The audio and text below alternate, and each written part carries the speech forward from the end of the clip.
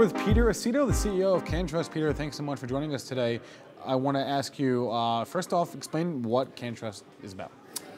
Yeah, so it's an honor to be here. Thanks for having me. So yeah, I'm the CEO of Cantrust. Cantrust is a Canadian licensed producer. I think we're focused we're really good at three things. One is we're the best at cultivation and growing high quality, low cost, and really have a good view of the evolution of that through genetics and a variety of innovations on the grow and cultivation side.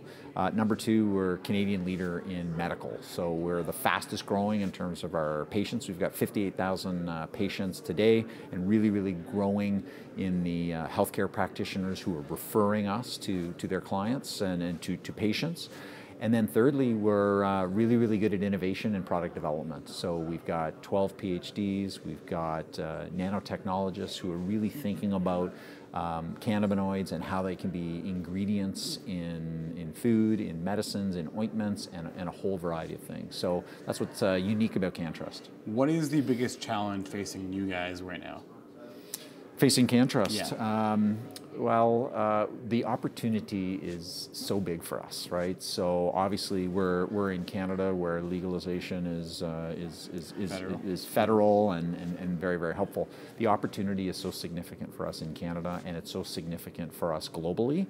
And so being focused, executing, delivering on our promises in our marketplace and with our international partners. So how do we scale and how do we maintain quality? I think that really is the biggest leadership challenge we face. How important is branding? Yeah, well, branding's very important. Now it's very early days, but brand really emanates from your culture. So what are you on the inside is how your customers and consumers feel about you, and it comes out in your products. So for us, the way to deliver, we have brands. We've got 4 retail brands that are really leading brands in the marketplace. Although it's very early days. The Cantrust brand is one that is known to be trusted and a leader on the medical side.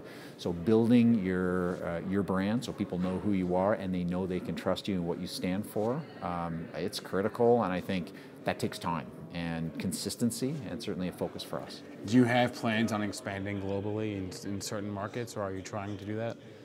Absolutely. So as I said, we're a real leader on the medical side, even though we've got 4 recreational brands, and we're using our medical expertise and our reputation on the medical side to grow globally, but thoughtfully. So we've got a joint venture in Denmark, we've got a joint venture in Australia, which by the way is our gateway to many of the Asian countries as well. So we're absolutely thinking about international expansion. And then last question, you guys are obviously a public company. Does that pose any, obviously going public is a great thing, but it poses unique challenges, especially with the volatility of the public cannabis markets. I'm wondering if that poses any unique challenges to your day-to-day.